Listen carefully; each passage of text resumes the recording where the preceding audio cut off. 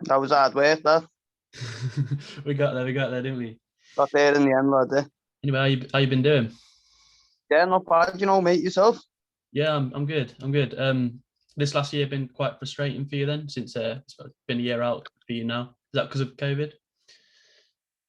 Yeah, it's been frustrating, I've been training hard, like, so I've been training. I think I was meant to fight in May. I was meant to fight again in September.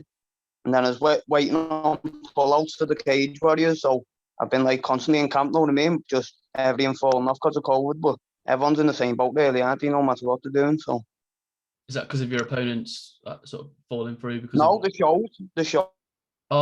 Oh, the shows it was. I'm not signed to Cage Warriors, you see, so like most of the smaller shows aren't going there because there's no crowd. So I weren't getting on them. And then with Cage Warriors, I've just been waiting for a pull out so I could jump on last minute, know what I mean? Trying to get an opportunity, but it just didn't come up. So yeah, like you say, I've seen off your Instagram you've still been staying really active, like during a lockdown and that. yeah. I always train. No, even if I've got nothing coming up, I just like training. So I'm always in gym either way. Yeah, still stay fit normally outside training camps then. Yeah, that's it, definitely. Just got to stay ready in case something does come up, know what I mean? So Yeah. How did you get started in MMA then, as an amateur? well, I used to do karate. I used to do karate. I've done that all my life. Used to fight on the England team and that. Um, and I used to watch the UFC and that years ago.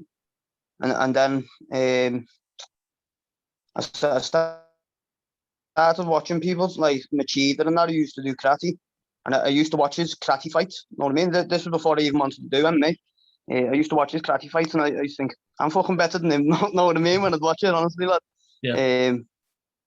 But then obviously I didn't know nothing about grappling, nothing like that. I was just looking from a karate perspective. And then just as the years went on, I thought, you know what, I might as well try this out. So I messaged my coach now out in Next Gen and just asked how do you start and that. And he said there's a 2-week free trial in the gym. And then from the first day, that was it. I was hooked on it then. Have you always been training at Next Gen then? Yeah, since I've done MMA, yes. So I think 2015 it was. The end of 2015, started training there. And then, like, start mid 2016, I had my first fight for them then. And I'll always be there as well. Yeah. Yeah. Do you enjoy it there then? Like, obviously got a lot of good like, high level teammates there working with you. Yeah, that's it. Around my weight, I reckon it's the best gym in the country, easy, if not in Europe, to be honest. Because there's the likes of me, Fran, Nathan, Luke Riley, Adam Wilson, Liam Gittins now as well, Molly as well, of course. So all the little ones, it's packed like. Yeah. Even the coaches as well. Paul Ellis and Si, three of the best. Yeah, definitely a good gym. Like, at the start of your career, obviously, I think it was in 2017. You had a couple losses to Yeah, Liam Gittins and Jordan Baxter. yeah. What did you take away from those losses after that? I don't know, to be honest. Back then, I went training as much as I am now. Know what I mean? Obviously, I've always trained. I've always trained hard, now, so I've got no excuses for my losses. But like, I was still training karate full time. Then I was in uni. I was working. I was doing MMA. I had like loads of different things that I wanted to do. Know what I mean? And then I was going out partying with my mates. I was just living too many lives, to be honest. Know what I mean? I weren't focused on one thing, and then like the losses and that, I'd be going out partying and that, and missing training. And then I'd be training 3 times a week, and then I'd have a karate competition, and it was just too much for me. Know what I mean? But since I'd probably say after that Baxter fight, I didn't fight for a year. But since then, I haven't lost. Know what I mean? That was like the turning point in my career, really. But I wouldn't even say down to the losses, because I think I beat myself more than any of them. Know what I mean? Did you think you found a better way of balancing like uni and training at that point then? No, to be honest, to be honest, Pat, what the main turning point was, to be honest, I got my babe pregnant, so we were having a baby, you know what I mean? So that's when I just realised that I need to sort my life out, you know what I mean? In uni, I was doing a course that I weren't even interested in, you know what I mean? I was just doing it because I was, and I was just going, and even while I was in there, my head weren't in there, if you get me.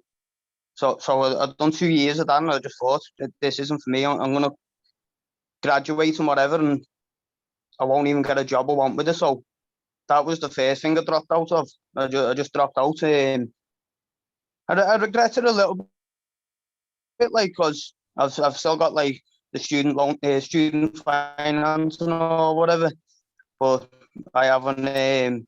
I've got nothing to show for it. Know what I mean? So it was a waste of 2 years, really. So I dropped that, and then I got a new job from there. At the time, I was working in the bookies, and then I started working in Jag, which was better pay. So that helped me put money away for the baby and that. So all them things just cut down. I stopped doing karate. I just thought I'll focus on the MMA now, because that's the only way I'm going to get a career out of it. Know what I mean? The only way I'll be able to provide is through this. Because karate, so the level as are in karate, the year before I was having the baby, I come third in the world. But you don't get no money, you don't get nothing for it. Know what I mean? It's just an amateur sport all the way through. No matter, like, you can't go professional with it. So there's no way of me providing through that. Know what I mean? So I just thought, you know what, I'm going to give this a proper go now. And since then, everything's just changed in my life. Everything's gone better. Know what I mean? Yeah. No, that's interesting, man. So, yeah. Sorry, go on. Sorry. No, I was just going to say, so where I had me foot in loads of different things, and I weren't focusing on the one thing, you know what I mean? Yeah. But to be honest, with me, I think I could have went with any of them. I could have went with any of them and put everything into it, and I would have seen big differences, you know what I mean? But I'm glad I chose the MMA, because it's one where I've got so much to learn in still as well. I was going to say, I'm sure you're glad you you know chose what I mean? In this last year, since the start of lockdown, since my last fight, I'm 10 times better than I was. 10 times easy, and I just keep getting better and better because there's so much to learn. Know what I mean? Yeah, you moved up in a weight class as well, didn't you? After those 2 losses around that time, didn't you? Is that to bantamweight from flyweight? Yeah. That was just, again, back then. I went in the right mind frame. Know what I mean? So what it was, after me fight with that Baxter, I had a fight book with Scott Johnson the year later. So I was training, and I was away the week before that fight with the karate. I was fighting in Serbia. So back then, but before that fight, I'd never had to do big cuts to make weight. I just dieted down and walked in. Maybe have to get one bath or something. But for that Scott Johnson fight, I come home, and I think it's like 66 kg or something on the Monday. And Paul said, like, I went in the gym. Paul said, "How's your weight?" And I said, "Oh, I'm like 66 now." And he's like, "What? Are you water loading?" I was like, "What do you mean?" Know what I mean? I didn't even have a clue about cutting weight in that. And he said, "Oh, you're on egg whites now." Know what I mean? For the rest of the week, this is what you've got to drink, whatever. And I'm always, so that's the main thing. Know what I mean? But from there, Paul said, "Your next one, you got. I'm moving you up." But I'm not a big bantamweight, know what I mean? I'm probably just a normal size flyweight. So he's moved me up for my next one. I had like 3 or 4 pullouts for that fight, and ended up fighting that Reece Street. So that was that one. And then after that fight, I got offered the title fight on Cage Warriors Academy. So that was for bantamweight again. So I thought, you know what, I might as well just stay at bantam here. And then same again with my pro debut. I got offered the bantamweight fight, and it was just a nice fight for me to make my first pro fight. So Paul said he reckons I'll take that as well, but I'm going back down to flyweight. Do you think your next bout will be at flyweight then? Yeah, definitely. Because when I'm fighting bantamweight, I don't even cut weight. I just eat clean and no water, just walking on weight. You know what I mean? I'll probably get in the cage today after about 63 kg. So I'll pull on about 2 kg and I'm fighting people who are about 68. You know what I mean? Yeah. So Yeah. What was behind your decision then to turn pro after? Is it it was after the Curran Mulholland fight, wasn't it? yeah. I don't know. To be honest, it was more Paul's decision. Like, Paul sees me in the gym. Know what I mean? Paul knows what I'm capable of, and so does Ellis and the rest of the coaches. So, I weren't even thinking of turning pro. Know what I mean? But I knew from that point I was serious about it, and I wanted to do this for a living. Know what I mean? So I was always going to turn pro eventually, but I won the belt, and then Paul just had a little conversation with me after the fight, seeing if I wanted to turn pro for my next one. And I said, yeah, definitely, can't wait and that, know what I mean? So I had a few months of just hard training then. Straight from that fight,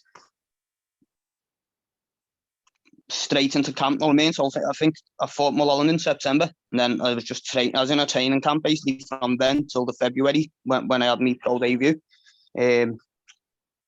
Yeah, and that's it then. Do you listen a lot? Do you put a lot of trust in your coaches then? Go to them like for obviously take a lot of advice for them for what you should do in your career and. Yeah, they've been around the game for a long time, so that they know everything. Know what I mean?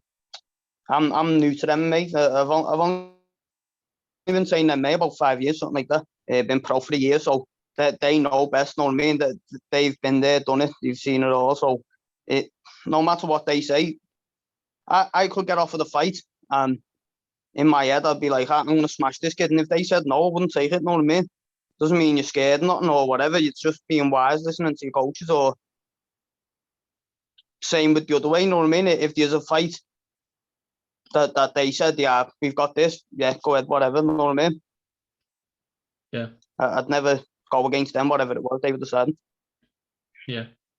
You said about having a kid change a lot of stuff for you as well, like in your life as well as in fighting.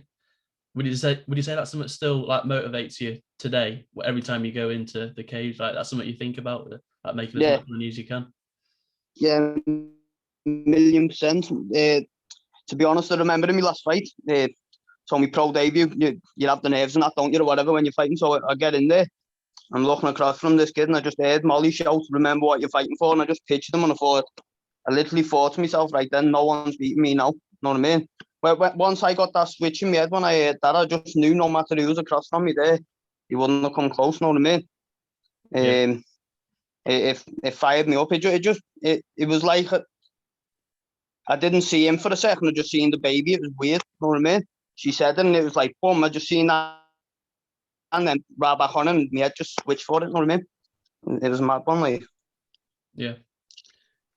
What are your aspirations then for staying at pro? Like how far do you see yourself going? Honestly, I believe I can go all the way, 1,000,000%.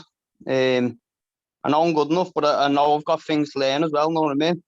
I'm not here saying I'm the best in the world right now, but I know for a fact I can be. You know what I mean? I have all the tools. I'm faster. I watch people in the UFC, and some of the striking is nowhere near my level. You know what I mean? I watch them, and I see everything they're doing before they throw it. Obviously, I've still got things to learn in me grappling. I'm only a blue belt. But give it time, and it'll all come together, definitely. I know that for a fact. Yeah. You said you have a background in striking. How did you find it when you started the grappling side as well? Is that something you enjoy a lot? Yeah, it was good because where I'd only done karate and I was one of the best in the world. I used to do it, and I was better than most of the people I was training with. Know what I mean? So when I first went to the jiu-jitsu lesson, and you look at someone and you think you've battered them, and they just start tying you up. Know what I mean? It makes you realise I've got a lot to learn here. Know what I mean? I think that's a lot of people's first jiu-jitsu lesson, right? Yeah, that's it, isn't it? It is. The thing about jiu-jitsu, someone could look like a proper nerd or something, and they could get into the fight and literally just choke you unconscious. You know what I mean? There's nothing you could do about it. So in sports. I do love the grappling. Like I'm starting to stick to it more and more now that I'm full time with it. Yeah, and you obviously got quite a few submissions on your record. The obviously your pro debut got finished by triangle, the arm triangle over Reese Street, was it? Yeah. So 2 submissions. To be honest, I'm always looking for a finish, no matter what. Know what I mean? I've got an aggressive style, and an unorthodox style. People get in there with me, and they're not going to know what I'm going to do because half time I don't even know what I'm going to do. Know what I mean? I've got that many tricks. I react. When I'm in there, it's same with me jiu-jitsu as well. No, I'll be in the clinch with someone, throw up a flying triangle, and then double leg them. And I won't even know what I've just done. Know what I mean? I go for like weird stuff, but it works like so. Yeah, so the Scott Johnson fight after the first round, you come running straight out your corner like.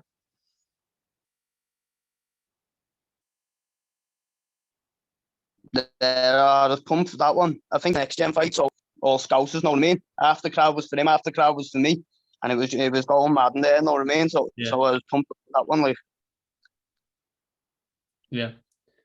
So the Liam Gittins fight, he's a teammate of yours, isn't he? Was that a bit of an odd experience fighting someone you obviously spent time with training?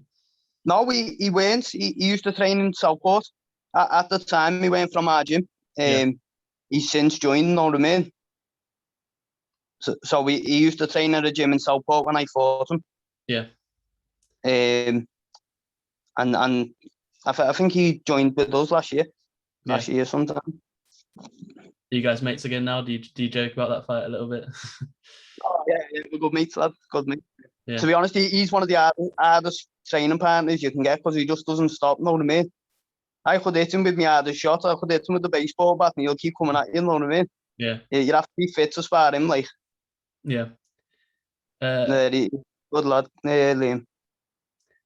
Do you have any advice for any other amateurs who are thinking about going pro, or like say struggling with like balancing their career with the gym and their other life? Is any advice for them? Yeah, just find, even if it's just not to do with fighting, find what you want to do and put everything into it. Know what I mean? No matter what it is, and you will see the results of it. Know what I mean?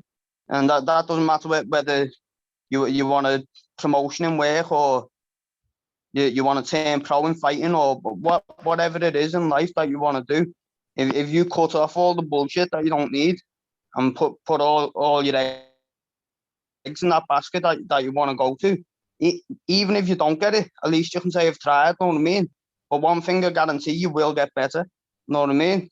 So say for example your goal was to get this job that was like 5 roles above what you're currently doing, and you put everything into it, you mightn't get that job, but you're definitely going to go up. Know what I mean? You're going to get more money. You're going to get you're going to go up. As long as you're working your way up, it's good, isn't it? Yeah.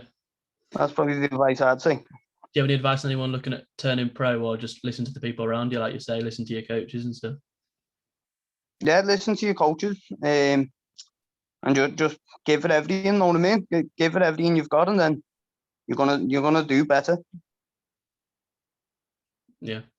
Do you see any more fights? Can you see for yourself coming up soon? We can get excited for it. To be honest, I don't reckon it'll be till everything's back to normal now. But again, I'm gonna keep training in case there's a pullout. Up until Monday, I've been ready. My weight's been low to get on the trilogy that started now. Know what I mean? I was just hoping someone pulled out so I could jump on it. But now I've got to wait out. But I reckon, what's it meant to be? June? Everything's back to normal. I'm not sure if it's June. Yeah. I always forget about it. Like, I'm terrible at the dates. Yeah, so around that time though it'll be around June, July. Yeah. Decent, man. Look forward to seeing you fighting again soon, hopefully.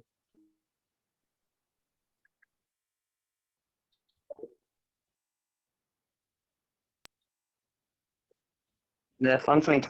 Thanks for that. Yeah. Cheers for coming on, Connor. Cheers for your time. Yeah, thanks for that, mate. See you after, lad. Appreciate you chatting to us. Thanks very much. No worries, mate. Cheers.